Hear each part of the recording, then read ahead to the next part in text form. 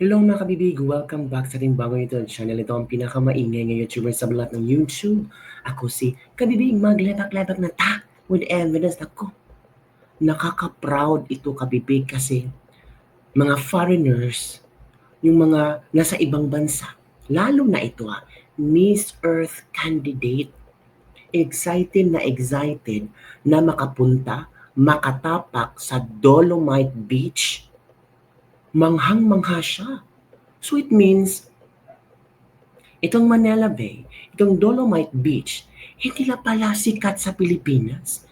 Sikat pala ito internationally. Naku po! Tapos, itong si Terry Ridon, gusto niyang paimbestigahan. Opo, mga kabibig. Kung ano ang anomalya na meron itong Dolomite Beach. At teka muna para yatang nabahag ang buntot ni Terry Ridon kasi sabi niya, hindi daw kasama si Pangulong Rodrigo Duterte na iimbestigahan ang DENR lang daw at kung sino yung gumawa ng proyekto. Ay talaga ba, Terry Ridon? Ipapasok mo kami sa bulsa-bulsa mo dong? Naku, tumahimik ka na dong. Halata naman dong. Ito pa lang si Terry Ridon, ito pala ng panahon ni Pangulong Duterte ay na sipa sa pwesto kasi palaging out of the country. Pero ito kabibig Miss Earth candidate si Miss Uzbekistan. Super excited na makatapak sa Dolomite Beach. Palakpakan naman dyan O eto kabibig manood tayo ng isang video kung saan ay dapat maging proud ka kasi talagang pinag-uusapan pala itong Dolomite Beach sa ibang bansa. O eto kabibig isang international beauty. Miss Earth Uzbekistan na mangha sa ganda ng Manila Bay Walk Dolomite Beach. O, di ba? Ito na. Hi. Ma'am, from what country are you? I'm from Uzbekistan and it's my first time in Philippines, in Manila. I'm so excited. Thank you so much. So what's your name? Shakri. Yeah. Can you say about this place, Manila Bay Dolomite Beach? Yes, I very want to come here before, but I can't. And it's my last day in Manila. I came, but it was closed. But thank you so much to the organization. They allow me to come and to see. Thank you so much. It's very clean, it's very beautiful. Very clean, I'm so very excited. beautiful. So I heard you're a candidate of Miss Earth. Am I Yes. right? Yes, I'm Miss Earth Uzbekistan and it's first time in Miss Earth, our country. Thank you so Thank much. you. Love you. Tingnan niyo kabibig, naging tourist attraction ang Dolomite Beach sa Manila Bay. Super clean, super fresh. Sabi niya. Ano ba ang sabi ni Terry Ridon? Ito lang naman ang sabi ni Terry Ridon kabibig. Hanapin natin ang statement ni Terry Ridon Aside, diba? Mangha na mangha si Miss Uzbekistan. We're not even talking about kung merong kickback dito at this point. Ang gusto lang nating malaman talaga, firstly, in the first hearing, yung necessity of the project. Kinakailangan ba talaga to? Yan ang statement ni Terry Ridon. Diba, Firstly, sabi ng isang netizen from RG Heraldo, firstly, we need to know the necessity of this investigation. Secondly, the necessity of posting a non-degree program from Harvard on your wall. Grabe. Why should you determine the necessity of the project when the project itself has already been completed and had been used and considered beneficial to the people? Sabi ni Benedicto Iwayan. Can a Bicol party list representative join an investigation of Manila Bay located in Manila? The same question to a teacher's party list representative, can he join an investigation of Manila Bay which does not involve problems of teachers? By just looking the clean Manila Bay every single day, you can see hundreds of people, young and old, smiling and doing things happily. To the people of Bicol, are you happy and proud to this man? Allah, from Melchor Rojas. Firstly, it would be a necessity to replace the floating garbages as it is an eyesore not only for the Filipinos but also to the foreign investors, including the U.S. Embassy. If you can recall, go back to Manila Archives. Dewey or Rojas Boulevard up to the Paranaque was considered as Miami Beach of Asia. And those days, these are the go-to places during summertime. These facts are full recorded and no one can deny them. Oh. Diversion tactic para mawalan ang focus ng mamayan sa ongoing corruption issues. O yun ang komento ng mga netizen ha. 'Di ba? Parang shocking lang. Ay nako, alam nyo ba? Ito pa si ate, oh. May komento siya sa Dolomite Beach. Oh. Pakinggan din natin ang komento ng mga turista ba. Yung mga, ako nga gusto kong pumunta sa Dolomite Beach. Gusto kong i-experience kung gaano ba ang sabi ng clean na Dolomite Beach. Oh. 'Di ba? Itong si, ano nga, ewan ko sa mga taong ito na. Hanggang ngayon wala tayong ganito. Saka talagang malaking tulong ito sa tao. Kung wala ito, sa totoo lang, wala naman tayong pasyalan ng mga bata at matatanda. Look, from there to the end, ang ganda. At ito ang pinakamalaking magandang nagawa ng nating ex-president natin. Makiusap lang sa taong bayan. Huwag na natin dumihan ang ating magandang pag-iistambayan sa weekend. Hanggang ngayon wala tayong diba? Magandang istambayan. Ito oh. Ito ang komento. Na-miss nila ang basura kaya nagpa-imbestiga sila. Sa sunod, huwag niyong iboto si Legarda. Makinig ka, Loren Ridon. Huwag kayong magbingi-bingihan ha. Bulag nga kayo sa flood control o baka naman ayaw yung pakinggan ang bumoto sa inyo.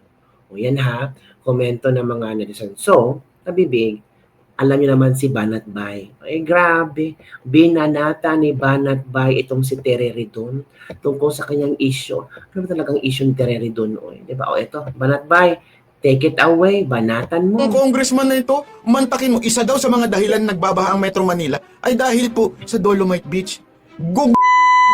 Kaya nga po nagbabaha dahil sa basura. At yan po ang tinanggal at nilinis dyan sa Manila Bay. Tapos sasabihin mo na isa sa mga dahilan ng pagbaha ay ang Dolomite Beach.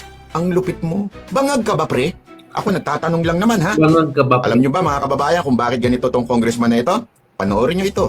Mga mahihirap ang layong tulungan ng Presidential Commission for the Urban Poor o PCUP. Pero ang chairman at 4 na commissioner mismo nito, manuhuraw sa junket o pagbiyahe abroad. Hindi rin daw sila nagmi-meeting. Kaya sinibak sila kanina ni Pangulong Duterte para daw ipakita na seryoso ang kampanya laban sa korupsyon. Alam nyo na ngayon. Kasi nga, bitter ito kay Pangulong Duterte. Kaya ngayon, sa kalagitnaan ng baha na nangyayari sa buong Pilipinas pag bumabagyo, ang inisip niya pang dahilan ay yung Dolomite Beach. Ang lupit mo, pre, iba ka. Eba talaga. Tama si Banat Bay. Iba ang estilo ni Ridon. Bobo na ang hindi makahalata. Oo. Iba si Ridon. Oo. Iba mag-isip. Oh, Isko Moreno, anong sasabi mo dito ha? Na paimbestigahan yung ano mo. Yung ito pa, si Banat Bay. Banatan mo nga, Banat Bay. Go. Nanonood sa atin na ako, mas gusto ko yung dating Manila Bay. Gusto ko yun, yung mabaho, yung maraming basura. Yan, mas gusto ko yun. Mas gusto ko yun. Mas maganda sa paningin yun eh. Yung maraming basura, yung kadire, may mga tae, yung may mga plastic, may mga basura dyan. Mas gusto namin yun. Ayaw namin yung malinis. Kasi masakit sa matay malinis eh. Sinong tanga ang ganon? Kasasabihin na naman nila, binabayaran kayo, kaya nyo pinagtatanggol yung ginawa ni Duterte. Alam mo, yung mga pumupunta doon, hindi naman Duterte supporter eh. Ang dami doon na kung sino-sino lang pumupunta, hindi dahil Duterte supporter. Dahil natutuwa, nakakapag-relax sila doon. Hindi ko magets, bakit mo sisitahin yun? Magkano lang naman ang ginastos dyan kumpara saan? Dito. Oh, dyan. Sa 26 billion. Meron o... Oo, 26 billion na flood control sa Cebu. Di ba? At ilang pang flood control. O eto, baka ito yung gusto lang makita ba? Gusto lang balikan ulit. Yung gaano kadumi ang Manila Bay noon. Baka ito ang gusto lang makita ulit. Ito. Ito bang Dolomite? Dolomite? Alam mo, marami nagre-reklamo dyan. Ginagawa na nga ni Secretary Simato ang lahat para Ang dumi ko mapaganda lang yung... Manila Bay noon. Ayaw mo pa yan? Grabe. Sabi nga ba, ito si Duterte, babae ba yun? Hindi, no? What is beautiful? Is beautiful, period. Dolomite is beautiful to the eyes. Period. Huwag Correct. ka nang magtanong kasi hindi naman ninyo kaya kung kayo. Correct. You had your chance actually. For so many years, you had every chance to do it. Was there anybody willing to take the problem by its own? Correct, mga kabibig. Sa madami-daming presidente, senador, or kung sinong congressman, meron bang makaisip na linisin ang Manila Bay? Wala. Tanging si Pangulong Rodrigo Roa Duterte lamang. At ngayon, pilit na pinaiimbestigahan niya rin doon. Naku, anong meron? Diba? Wow, nakakatawa lang ba? Nakakatawa lang. Tapos, ngayon, gusto nilang paimbestigahan. It's because baka merong something. Ano, ewan ko sa inyo. Basta kami, ako nga hindi pa nakapunta ng Manila Bay, Dolomite Beach, pero gusto ko makatungtong doon, mga kabibig. Diba? Gusto kong makatungtong doon. Gusto kong ma-experience ang proyekto ni Pangulong Duterte na kung saan marami ang natuwa. Marami ang napamangha. Hindi lang tayo, pati mga turista. Ito kabibig ha. Good morning! Ito yung Manila Bay noon, 2019, at yung ating mga warriors na naglilinis dito sa baba. Good morning! Ito yung Manila Bay noon, Grabe ang dumi. 2019, at yung ating mga warriors na naglilinis dito sa baba. Ito yung time na gusto ni Pangulong Duterte na baguhin ang Manila Bay. Linisin ang Manila Bay. Diba? Opo, kabibig. Oh. Ito, tingnan nyo, ang daming taong nasiyahan. So it means kung magkaroon ng investigation sa Manila Bay, sa Dolomite Beach, ipapasirado ito. Naku, baka magkagulo. Yung kabibig, oh. Okay, so Manila Bay Dolomite Sand pa din po tayo. Walang iba, kundi Manila Bay pa rin po. Tao. Ayan. So, ang sabi nga ng ating ibang mga kababayan ay walang halaga daw. Oh, talaga? So, sa tingin nyo, wala nga bang halaga? At yung merong halaga ay yung tambak na mga kalat dati. At sana, Daming hindi tao. na lang inalis yun. Ganun ba yun? At yun ay merong halaga kaysa nakikita natin ngayon na ganito ang Manila Bay. Hindi yung sangkatutak na mga kalat na yun ang maaalala natin. Hindi lang natin, pati yung mga bagong henerasyon. Ayan, so sa aking ibang mga viewers dyan, ano ang inyong pagkakaalala sa Manila Bay noon at yung sa ngayon? So sa mga nakakaalam, comment na lang din po kayo at maraming salamat. Diba? Ito ay video ni Miss July, o, diba? Mas maganda, mas maraming taong nakakakita, nakaka-obserba noon versus ngayon sa Dolomite, Manila Bay. Yun lang kabibig ang ating dislipag-libag for the day. Ay naku mga kabibig. Tingnan mo nga, Miss Earth candidate, napamangha. Miss Earth Uzbekistan, napamangha at exciting makatungtong sa Manila Bay, sa Dolomite Beach. Tayo pa kayang mga Pinoy, dapat maging proud tayo. Maging proud tayo na meron tayong pwedeng ipagmalaki. Oy, meron kaming Dolomite Beach, yung Manila Bay namin noon, ang bahang-baha at aming basura. Ngayon, ang linis na. Internationally known na as Manila Bay Dolomite Beach. O, diba?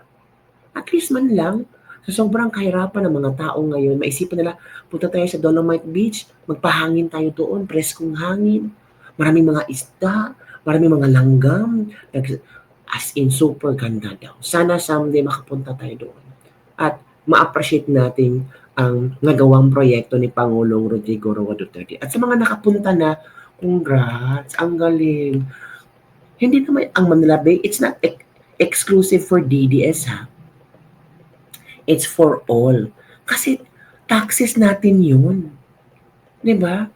Kaya nga, kapag nakapagtataka lang na yung malinis, mapayapa, preskong Dolomite Beach na marami ang na-enjoy, paiimbestigahan na ngayon.